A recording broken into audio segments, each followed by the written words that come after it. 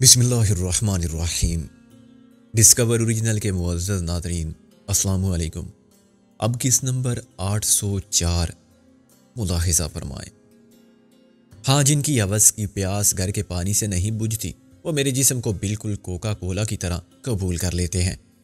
میں نے بے بسی سے کہا، پھر کیا حکم ہے میرے لیے مس کوکا کولا؟ آگے چلو اور ڈکی میں لیٹ جاؤ۔ ڈکی میں نے کھول دی ہے۔ راستے میں ڈکی کھول کے چھلانگ لگانے کی کوشش بھی مت کرنا، ڈکی اندر سے نہیں کھل سکتی۔ میں نے کہا، اگر میں اس حکم کی تعمیل سے انکار کر دوں تو مجھے تمہیں گولی مارتے ہوئے ذرا بھی ہچکچاہٹ نہیں ہوگی، اور میرا شوہر میری دلیری کی داد دے گا۔ میں اسے بتا دوں گی کہ سکندر بخت بدماش تو بیڈ کے نیچے چھپا ہوا تھا، اور میں باہر نکلی تو وہ میرے تعاقب میں آیا۔ اسے شاید معلوم نہیں تھا کہ میرے پاس ریوالور ہے۔ بیڈ کے نیچے تمہاری موجودگی کے آثار پولیس خود تلاش کر لے گی، شاید تمہارے کچھ بال ہوں یا کھال کے ذرات۔ میں نے ہتھیار ڈال دینا ہی بہتر سمجھا۔ وہ عورت بے حد خطرناک تھی، اور کیوں نہ ہوتی۔ ایک تو وہ دلاور کی بیوی تھی، دوسرے زخم خوردہ عورت جو ناگن سے کم نہیں ہوتی۔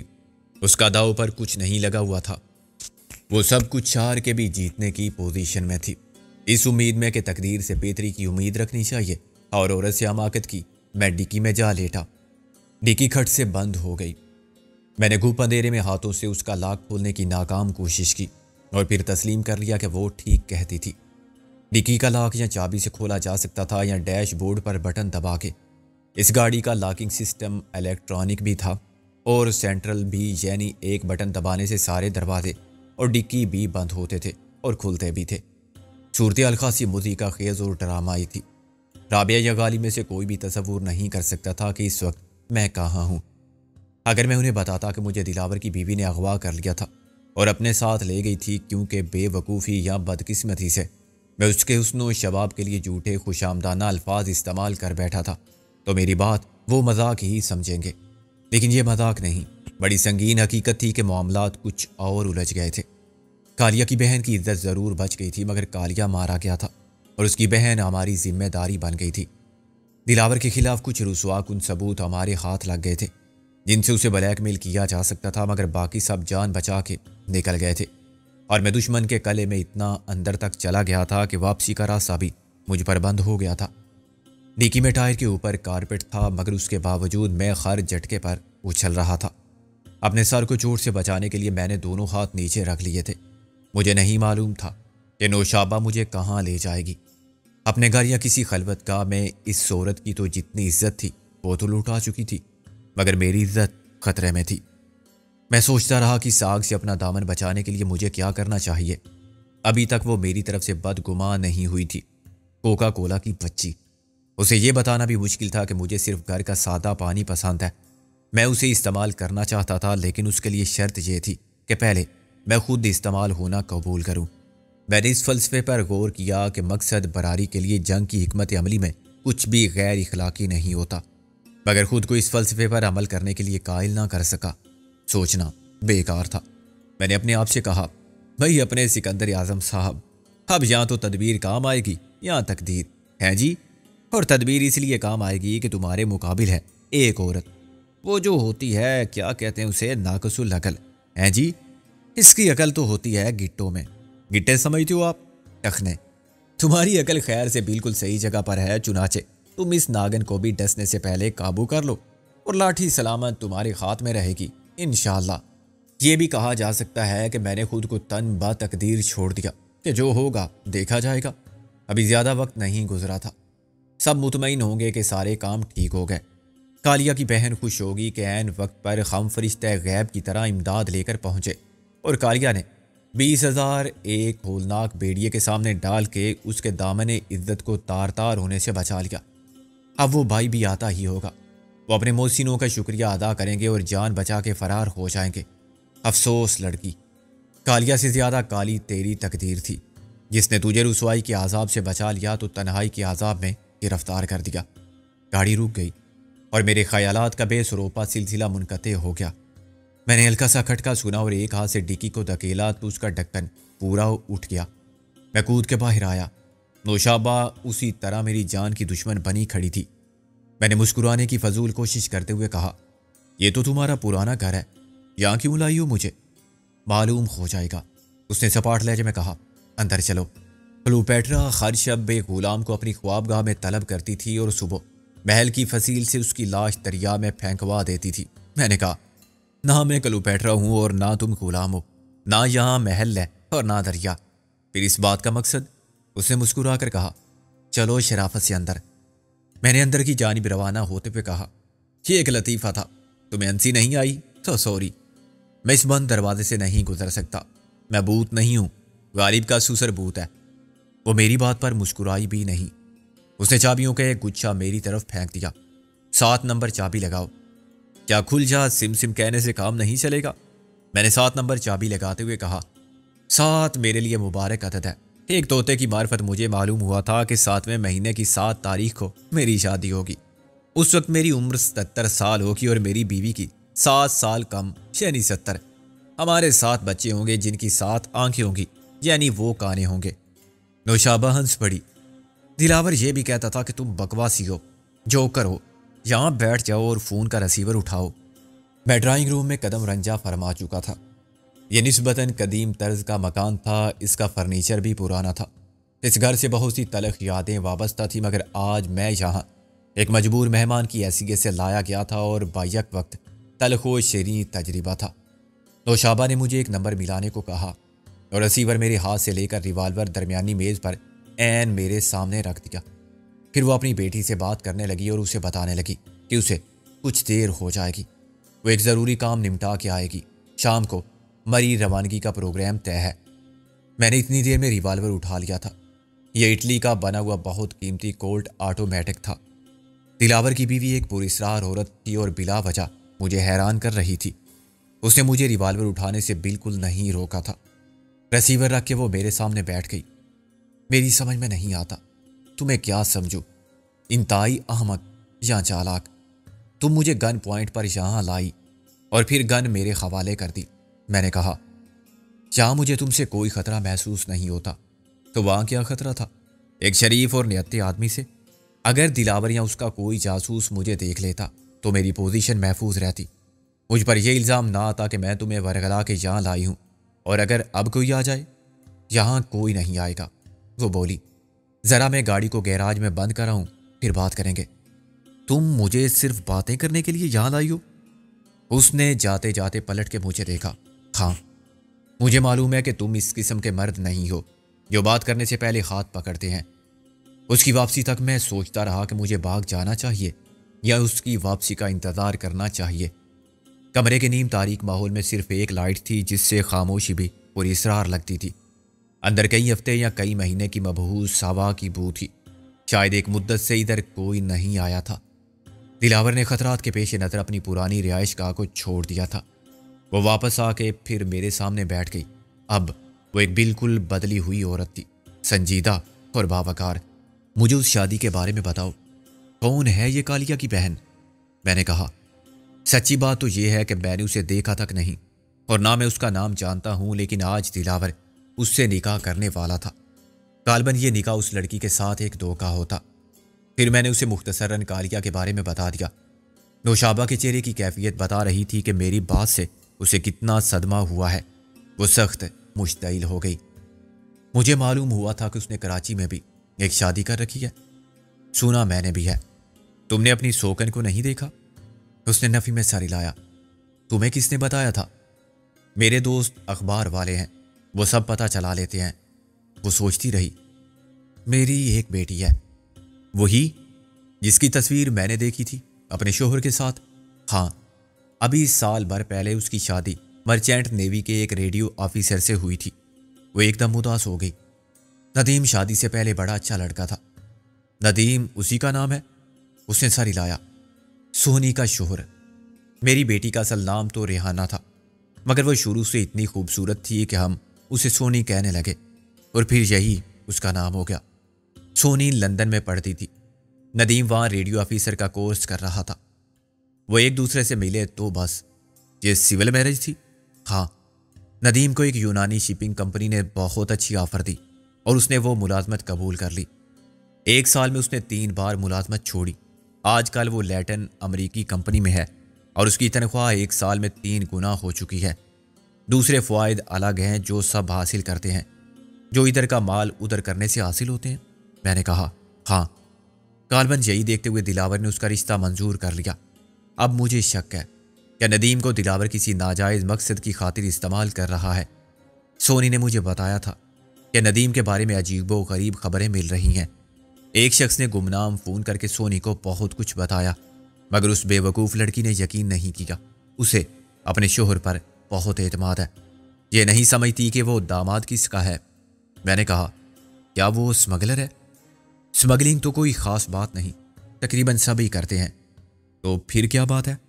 وہ جب جہاز پر جاتا ہے تو اپنی بیوی کے ساتھ جاتا ہے، یہ تو اچھی بات ہے۔ میں نے کہا۔ اس نے مجھے افسردگی سے دیکھا، مگر سونی کبھی اس کے ساتھ نہیں گئی، اور یہ بھی سننے میں آیا ہے کہ ہر بار اس کے ساتھ نئی بیوی جاتی ہے۔ میں نے چونک کر اسے دیکھا۔ کیا وہ بردہ فروشی کرتا ہے؟ اس کی بیوی قانونی ہوتی ہے، نکاح نامے اور پاسپورٹ کے مطابق، مگر وہ اس کے ساتھ واپس نہیں آتی۔ اسے وہ طلاق دے کر کہیں چھوڑ آتا ہے۔ ظاہر ہے اس کی قانونی پوزیشن ہمیشہ بہت محفوظ رہتی ہے، وہ چاہے تو 3 بھی ساتھ لے جا سکتا ہے۔ باہر کے ملکوں میں تو یہ عام تاثر ہے کہ مسلمان 4 شادیاں کرتے ہیں، اگر ایک پاکستان میں ہے تو کیا ہوا؟ میں دم بخود بیٹھا رہا۔ بدقسمتی نوشابہ کے بعد اس کی سونی بیٹی کا نصیب ہو گئی تھی۔ نوشابہ؟ کیا وہ بنگالی لڑکیاں ہوتی ہیں؟ بنگالی؟ یہ خیال کیسے آیا تمہیں؟ اس لیے کہ وہ مشرقی پاکستان جاتا تھا تو موت کا سامان لے کر، مگر وہاں سے خالی ہاتھ نہیں لوٹتا تھا۔ وہ کسی کی زندگی خرید لیتا تھا جس کے پاس جوان جسم ہو، لاوارث اور برائے فروخت۔ شاید اس کے لیے نئی پر آزار اطلاع تھی۔ وہ اپنے آنسو پیتی رہی اور ہونٹ کاٹتی رہی۔ سکندر، تمہیں دولت اچھی نہیں لگتی؟ دولت سے زیادہ اچھی چیزیں ہیں میرے پاس۔ خوشی ہے اپنے انسان ہونے پر۔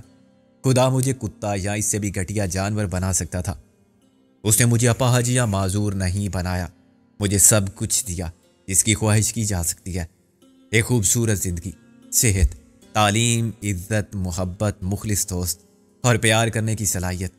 لوگوں سے، اپنے وطن سے، کیا اس کے بعد دولت کی ضرورت باقی رہتی ہے؟ تم نے ٹھیک کہا، جس کے پاس یہ سب نہ ہو وہ دولت اکٹھی کرتے ہیں اور پھر دولت سے سب کچھ خریدنا چاہتے ہیں۔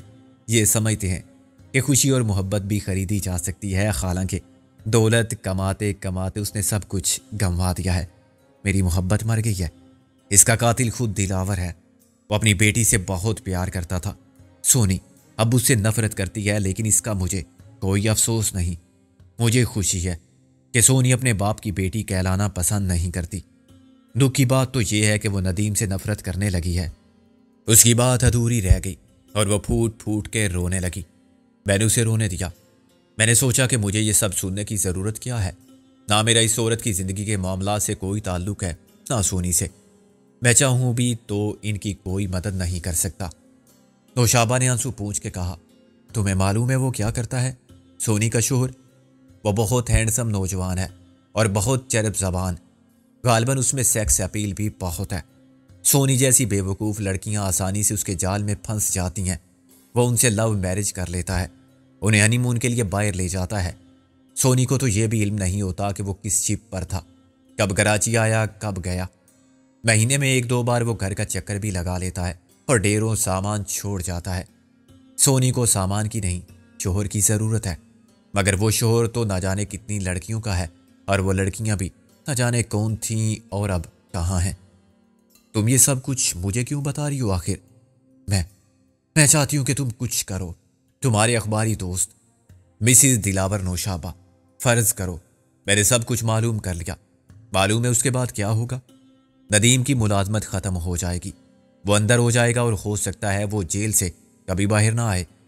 کیا پتہ باہر لے جانے کے بعد اس نے اپنی بیویوں کو صرف طلاق دی، یا انہیں کسی کے ہاتھ بیچ دیا، اور جنہوں نے اس کی متعلقہ بیویوں کو خریدا انہوں نے بعد میں ان لڑکیوں کو کیسے رکھا، کنیز یا داشتہ بنا کے زبردستی سرکش قسم کی لڑکیوں کو قید میں رکھا یا موت کے گھاٹ اتار دیا۔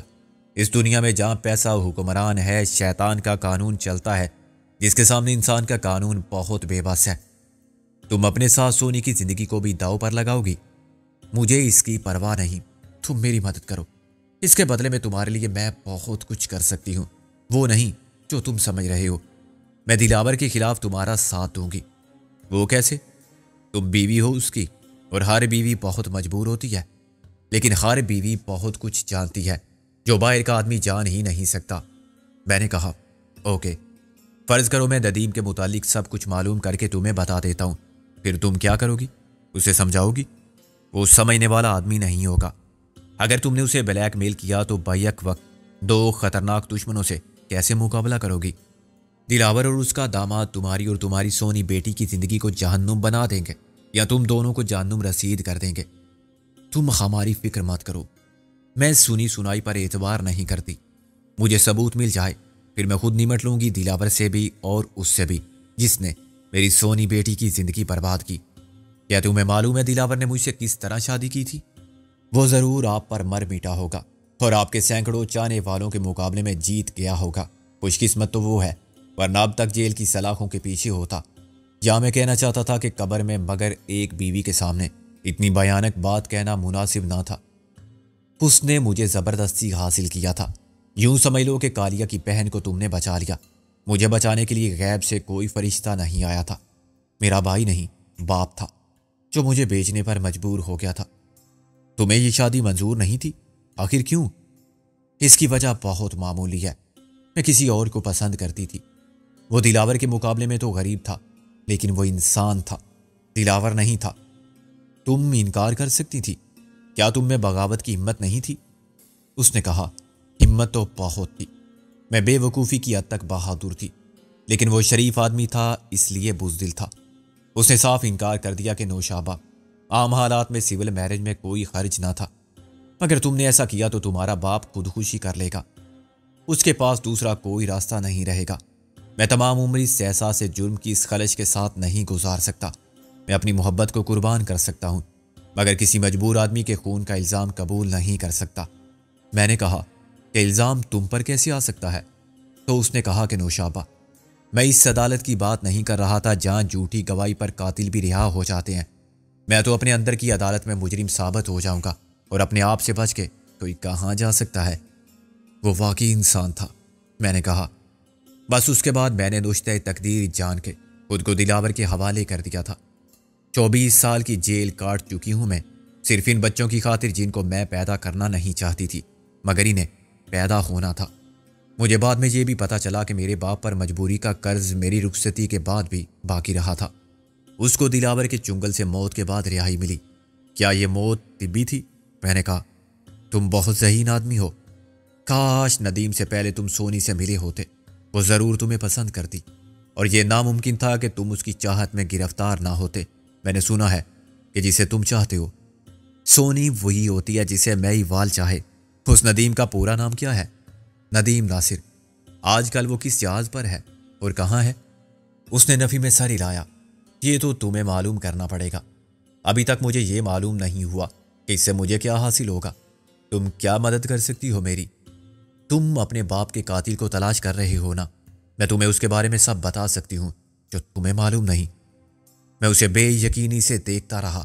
اگر ایسی ہی بات تھی تو تم نے مجھ سے پہلے رابطہ کیوں نہیں کیا تھا؟ آج کی ملاقات تو اتفاقیہ تھی، ہر کام کے لیے ایک وقت بہرحال مقرر ہے۔ یہ سب کچھ تم دلاور کے کہنے پہ کہہ رہی ہو؟ میں نے کہا۔ اس کا چہرہ غصے سے سرخ ہو گیا۔ میں جھوٹ بول رہی ہوں؟ یہی مطلب ہے نا تمہارا؟ ہاں، جھوٹ سب بولتے ہیں، اور دلاور وہ شاطر ہے جس کے پاس سارے مورے ہیں۔ وہ اچانک کوئی مورا ایسے آگے بڑھا دیتا ہے کہ تقدیر ساتھ نہ دے تو حریف کو مات ہو جائے۔ سانپ کا ڈسا ہوا رسی سے ڈرتا ہے۔ ایک بار اکبر خان مجھے یقین کا فریب دینے میں کامیاب رہا تھا۔ وہ دلاور کا بھائی تھا، اور اس یقین نے مجھے عذابوں کے بدترین جہنم میں جھونک دیا تھا۔ پھر اس کی بہن آ گئی، اور ابھی تک میں اس پر اعتبار کی سزا بھگت رہا ہوں۔ ان حالات میں یہ ناممکن نہیں ہے کہ اس نے اپنی بیوی کو آگے بڑھا دیا ہو۔ وہ بڑا زبردست ایکٹر اور ڈائریکٹر ہے۔ جب وہ کوئی سچویشن پیدا کرتا ہے تو وہ حقیقت سے زیادہ حقیقی لگتی ہے۔ اکبر خان کی کہانی، شیلی کی کہانی، تمہاری کہانی، ہر کہانی میں سچ کا وہ زہر تھا جسے میں نے سکرات بن کے قبول کر لیا۔ مگر اب مجھے عقل آ گئی ہے مسز دلاور، میں کسی اور کے لیے نہیں مر سکتا۔ میں مروں گا تو صرف اپنے لیے یا رابعہ کے لیے۔ میں اظہار ہمدردی کر سکتا ہوں، مگر اس سے زیادہ کچھ نہیں۔ اگر یہ سب سچ تھا تو خدا تمہاری مشکل آسان کرے۔ جھوٹ تھا تو دلاور کو بتا دینا کہ اس کا شکار زیر دام آ کے نکل گیا۔ اس نے ایک دم مجھ پر دیوانہ وار حملہ کیا۔ تم بھی ذلیل اور کمینے مرد ہو، میں سمجھی تھی تم انسان ہو۔ اس کی ہر لہجہ بدلتی ہوئی حالت مجھ سے پوشیدہ نہ تھی۔ اس کے جذبات کا تغیر اس کی صورت سے آیا تھا اور میں اس رد عمل کے لیے ذہنی و جسمانی طور پر تیار تھا۔ اگر میں بے خبر ہوتا تو اپنے ناخنوں سے میرا منہ نوچنے میں کامیاب ہو جاتی، میرے چہرے کو لہو لوہان کر دیتی اور میرے کپڑے پھاڑ دیتی۔ میں نے اس کے ایک زوردار تھپڑ رسید کیا۔ وہ پلٹ کے پیچھے گری اور پھر اٹھ کے آئی۔ میں نے دوسرا ہاتھ مارا اور اسے نیچے گرا دیا۔ وہ بے حس و حرکت ہو کے قالین پر لیٹ گئی۔ میں نے جھک کر اس کی نبض دیکھی تو اس کی رفتار بہت تیز تھی۔ اس کا سانس دونکنی کی طرح چل رہا تھا۔ میں نے اس کے دوپٹے سے اس کے ہاتھوں اور پیروں کو باندھا اور پھر فون کا ریسیور اٹھا لیا۔ نمبر ملتے ہی میں نے کہا، غالب۔ غالب نے کہا، تم ابھی تک وہیں ہو خدا کے بندے؟ نہیں، میں خدا کی ایک بندی کے ساتھ ہوں۔ وہ مجھے ورگلا کے یہاں لے آئی۔ تم تو جانتے ہو میں کتنا بولا بالا اور معصوم نوجوان ہوں۔ سیدھی طرح بات کرو، تم کہاں ہو؟ تم نے دلاور کا پرانا گھر دیکھا ہوگا جہاں وہ شروع میں رہتا تھا۔ غالب نے کہا، دیکھا ہے۔ وقار یوسف کی گاڑی میں وہاں آ جاؤ فوراً۔ میں نے ریسیور رکھ دیا اور نوشابہ کو دیکھنے لگا۔ وہ ہوش میں آنے کے بعد اپنے پاؤں آزاد کرانے کے لیے زور لگا رہی تھی اور بل کھا رہی تھی۔ اس کی شعلہ بار آنکھیں مجھ پر نفرت کے زہریلے تیر برسا رہی تھی۔ کیوں باندھا ہے تم نے مجھے؟ وہ چیخ کے بولی۔ میں نے کہا، شور مچانے سے گلا بھی بیٹھ جائے گا۔ تم خود بھی بتا چکی ہو کہ ادھر کوئی نہیں آ سکتا۔ تم کیا چاہتے ہو ذلیل انسان؟ کچھ نہیں، بس تم کو اپنے ساتھ رکھنا چاہتا ہوں کچھ دن۔ تم پچھتاؤ گے۔ میں پچھتانے کا قائل نہیں۔ غلطی تو سبھی کرتے ہیں، میں بھی غلطی کرتا ہوں تو نقصان اٹھاتا ہوں، مگر پچھتاتا نہیں۔ میں چلانے لگوں گی تو کوئی ضرور آ جائے گا۔ میں نے کہا، مجھے مجبور مت کرو کہ میں تمہارا منہ بند کر دوں یا تمہیں باتھ روم میں بند کر دوں۔ اس نے جیسے اپنی شکست مان لی۔ اس نے عورت کا آخری خربہ بھی آزما لیا۔ وہ رونے لگی۔ خدا کے لیے یہ مت کرو، تم آزاد ہو، مجھے چھوڑ دو، میری گاڑی میں چلے جاؤ لیکن مجھے ساتھ مت لے جاؤ، دلاور مجھے مار ڈالے گا، وہ بہت شکی آدمی ہے۔ وہ مجھ پر شک نہیں کر سکتا، کم سے کم تمہارے معاملے میں۔ وہ اچھی طرح جانتا ہے کہ میں خطرناک دشمن ضرور ہوں مگر ذلیل آدمی نہیں ہوں۔ 10 منٹ بعد غالب نے باہر سے ہارن بجایا تو میں نے دروازہ کھولا۔ آئیے، تشریف لائیے، اسے اپنا ہی گھر سمجھیے۔ غالب نے حیرانی سے نوشابہ کو دیکھا۔ یہ ہے وہ خدا کی بندی جو تمہیں ورگلا کے یہاں لے آئی تھی؟ یہ مسز دلاور ہے، اصل نام نوشابہ ہے۔ غالب اچھل پڑا۔ مسز دلاور؟ دلاور کی بیوی؟ اصلی؟ بالکل اصلی اور پہلی۔ میں نے کہا، یہ ہمارے ساتھ جائیں گی۔ نوشابہ کے منہ میں کپڑا ٹھونس کے میں نے اسے غالب کے سپرد کیا۔ چاند سی بنو، اب تیرے حوالے۔ یار، اس پینڈورا کے باکس کو میں کہاں لے جاؤں؟ اس سے پوچھو تو یہ کہے گی، ماں جی میری قسمت کے جی چاہے جہاں لے چل۔ میں نے دروازے کو پھر 7 نمبر چابی سے لاک کیا اور اس پر سے اپنی انگلیوں کے نشانات صاف کیے۔ تم چلو، میں تمہارے پیچھے آتا ہوں۔ کیسے آؤ گے؟ توڑ لگا کے گاڑی کے ساتھ؟ ابے یہ گاڑی ہے۔ میں نے گاڑی کو ایک لات ماری۔ اس کھٹارے سے تو گدھا گاڑی اچھی ہوگی، ہم آئیں گے ایک بیش قیمت کیڈیلاک میں۔ غالب نے ایک آ بھری۔ کسی کیڈیلاک والی نے کبھی ہمیں نہیں ورگلایا، ملی بھی تو وہ بھوت کی بچی، قاتل لسینہ۔ میں مسز دلاور کو بتا چکا ہوں کہ تمہارا سسر بھوت ہے۔ میں نے گیراج کی طرف جاتے ہوئے کہا، ٹھیک 1 کلومیٹر کے بعد گاڑی روک لینا، خاتون کو ذرا سنبھال کے لے جانا۔ دلاور میں، یہ دلاور کی مونس ہے بالکل۔ اس پرانے بنگلے سے دونوں گاڑیاں آگے پیچھے روانہ ہوئیں۔ میں نے غور کیا تو مجھے کار میں ٹیلی فون بھی نظر آ گیا۔ 1 فرلانگ کے بعد میں گاڑی روک کے آگے آ گیا۔ میں نے نوشابہ سے دلاور کا نمبر پوچھا۔ اس کے منہ میں کپڑا ٹھنسا ہوا تھا اور خطرہ یہ تھا کہ کپڑا نکالا گیا تو وہ شور مچا کے راہگیروں کو متوجہ کر لے گی۔ غالب نے ڈیش بورڈ میں دیکھا تو اسے ایک نوٹ بک اور پنسل مل گئی۔ تم یہ نمبر لکھ سکتی ہو؟ میں نے غالب کی تائید کی۔ اس کے لیے تمہارے ہاتھ کھولے جا سکتے ہیں، تمہیں منہ کھولنے کی اجازت بھی دی جا سکتی ہے، بشرطے کہ تم اپنی آواز کم رکھو اور حلق سے لاؤڈ سپیکر کا کام نہ لو۔ اس نے اقرار میں سر ہلایا اور میں نے گاڑی میں اس کے ساتھ بیٹھتے ہوئے اس کے حلق سے کپڑا نکال لیا۔ میں پوری طرح چوکس تھا کہ اگر وہ چلانے کی ہمت بھی کرے تو اس کا منہ دبا لوں، مگر وہ خاموش رہی اور لمبے لمبے سانس لینے لگی۔ تم میرے ساتھ اچھا سلوک نہیں کر رہے ہو۔ اگر یہ ہمارا گھر ہوتا تو ہم دست و بستہ خدمت کے لیے کھڑے نظر آتے اور تمہارے ہر حکم کی تعمیل کرتے، مگر یہ سڑک ہے۔ میں نے کہا، تم نے تو کہا تھا کہ تمہاری نظر میں ہر عورت ماں، بہن یا بیٹی ہے؟ میں نے جو کچھ کہا تھا غلط نہیں کہا تھا، میں اس بات پر قائم ہوں۔ دلاور کا ٹیلی فون نمبر تو مجھے نہیں معلوم، اس نے کہا۔ اب یہ ایسی بات ہے جس پر اصولاً تمہارے جام پر رسید ہونا چاہیے، لیکن میں ایسا نہیں کروں گا۔ کیا یہ بات قابل یقین ہے کہ بیوی کو شوہر کا فون نمبر معلوم نہ ہو؟ تم سے کیسے بات کرتا تھا وہ؟ مجھ سے؟ میں گاڑی میں لگے ہوئے فون کا نمبر نہیں پوچھ رہا تھا۔ وہ شاید خفیہ قسم کے FM بینڈ پر کام کرتا ہوگا اور کال کسی عام فون کے تھرو ملتی ہوگی۔ یہ بتاؤ کہ گاڑی سے دلاور کا تم سے رابطہ کس نمبر پر ہوتا تھا؟ وہ تذبذب میں پڑ گئی۔ معلوم نہیں، اس وقت وہ کہاں ہوگا؟ ایسے تو بہت سے نمبر ہیں۔ میں نے کہا خاتون، زیادہ چالاک مت بنو۔ میں اس فون کے بغیر بھی اس کو پیغام دے سکتا ہوں، لیکن اس کو پیغام دیر سے ملے گا تو پریشانی تمہیں ہوگی۔ ڈائریکٹ بات ہو جائے تو تمہارے حق میں اچھا ہے۔ اس نے مجھے ایک نمبر دیا، اس پر کوشش کر لو۔ وہ خود ہوگا اس نمبر پر؟ نہیں ہوگا تو کوئی اور ملے گا۔ تم کہہ دینا کہ پیغام XYZ ہے، اس کا مطلب ہے انتہائی اہم اور فوری۔ پھر وہ خود بات کر لے گا تم سے، مگر تم کیا کہو گے اس سے؟ یہی کہ آئے اور تمہیں لے جائے۔ میں نے کہا وہ نہیں آئے گا تو کسی کو بھیج دے گا۔ تم خود بات کر لینا اس سے کہ یہ بدماش مجھے بے ہوش کر کے اغوا کر لایا ہے۔ وہ جگہ ایسی تھی کہ دونوں گاڑیاں سڑک سے کافی فاصلے پر کھڑی ہوئی تھیں۔ غالب نے وقار کی گاڑی کا بونٹ اٹھایا تھا، جس سے یہ تاثر ملتا تھا کہ ایک گاڑی خراب ہو گئی ہے اور دوسری گاڑی اس کی مدد کے لیے رکی ہوئی ہے۔ کار فون لندن میں عام تھے، خصوصاً ٹیکسیوں میں، لیکن دلاور کی شانہ کیڈی لاک میں وائرلیس فون کا سسٹم کچھ اور تھا۔ اسے سمجھنے آپریٹ کرنے میں مجھے تھوڑا سا وقت لگا۔ پہلا مسئلہ ایریل کا تھا، جو ایک بٹن دبانے سے خود بخود باہر نکل کے اوپر اٹھ گیا۔ دوسرا ٹیلی فون کی پاور لائن کا تھا، جسے سگریٹ لائٹر سے جوڑی گئی تھی۔ ریسیور میں لائٹ آتے ہی میں نے نوشابہ کا دیا ہوا نمبر ملایا۔ فوراً ہی دوسری طرف گھنٹی بجنے لگی۔ تینوں گھنٹیوں کے بعد کسی نے ریسیور اٹھا لیا۔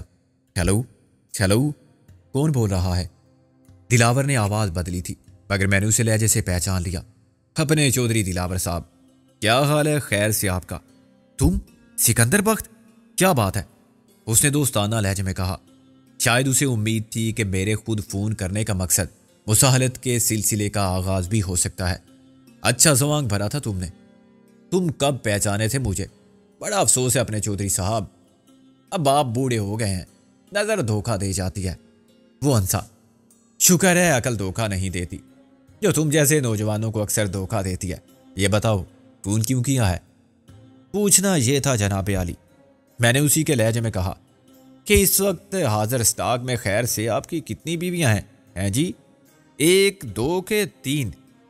وہ کچھ دیر کی خاموشی کے بعد بولا، تیسری بھی ہوگی سکندر، تم ڈول پیٹتے رہ جاؤ گے ساری دنیا میں۔ میں نے کہا میں تو حاضر اسٹاک کی بات کر رہا تھا۔ اس وقت کتنی ہیں؟ شاید تمہیں معلوم نہیں، خیر میں بتا دیتا ہوں کہ جواب ہے 1۔ اب بھی تم نے اصل بات نہیں کی۔ 1 بیوی ہے میری۔ ٹھیک، دلاور نے کہا، آگے بولو۔ 1 کون سی؟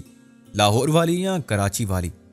غالباً اسے میری انکشاف سے الیکٹرک شاک لگا۔ کراچی والی؟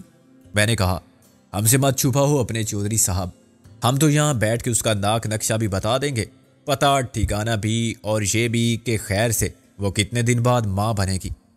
اس طرح تم مجھے بلیک میل کرنے کی سوچ رہے ہو تو احمق ہو۔ بے شک یہ بات میری بیوی کو، میری پہلی بیوی کو معلوم نہیں، مگر معلوم ہو جائے گی تو کیا ہوگا؟ تھوڑا سا شور کرے گی، روئے گی، پیٹے گی، مگر جائے گی کہاں؟ اس کا کون سا میکا ہے جی؟ ایک وہ پاگلتا پتر ہے، اس کا بھائی۔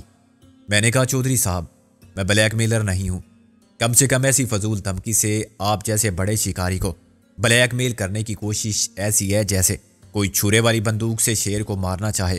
یہ بتاؤ کہ تمہاری بیویاں اس وقت کہاں ہیں، کس جگہ اور کس کے ساتھ؟ بکواس ختم کرو اپنی۔ کیا تم نے فردوس کو اغوا کر لیا ہے؟ فردوس یعنی جنت؟ جنت کو تو ہم واقعی اغوا کر کے لے گئے تھے، لیکن وہ تمہاری بیوی کب بنی تھی؟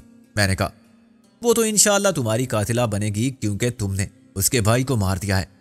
وہ جو چاہے کرے، تم جیسے الو کے پٹھے نہ جانے کب سے یہ حسرت لیے پھر رہے ہیں۔ میں اس کی بات نہیں کر رہا تھا۔ اوہ، میں سمجھ گیا، یہ کراچی والی زوجہ ثانی ہوگی۔ نہیں جناب عالی، ہم نے تو آپ کی پہلی بیوی کو اغوا کیا ہے۔ جھوٹ بولنے سے کیا فائدہ؟ نوشابہ کو بکواس کرتے ہو تم؟ میں تو بہت کچھ کرتا ہوں دلاور، جو تم اچھی طرح جانتے ہو۔ مثلاً اس وقت میں تمہاری شاندار کیڈیلاک چلا رہا ہوں اور تم سے تمہاری کار فون پر بات کر رہا ہوں۔ یہ بھی بکواس ہے تو مجھے کال کر کے دیکھ لو۔ میں نے ریسیور بند کر دیا۔ میری توقع کے عین مطابق آدھا منٹ بھی نہیں گزرا تھا کہ کار فون پیپ پیپ کرنے لگا۔ اس کی ننھی سی سرخ روشنی جلنے بجھنے لگی۔ چودھری دلاور اسپیکنگ۔ میں نے اسی کی آواز بنا کے کہا، سکندر یہ تم نے اپنے پاؤں پر کلاڑی ماری ہے۔ دلاور اب نروس تھا۔ میں نے ہنس کے کہا، کلاڑیاں اب میرے پیروں پر اثر نہیں کرتی، اتنی بار ماری ہیں کہ یاد بھی نہیں۔ تم پکڑے جاؤ گے، گاڑی خود اپنا پتہ بتا دے گی۔ گاڑی پکڑی جائے گی یہ تو ہو سکتا ہے، مگر اس کے ساتھ میں بھی پکڑا جاؤں یا تمہارے بچوں کی اوریجنل ماں تمہیں مل جائے، یہ ذرا مشکل ہے۔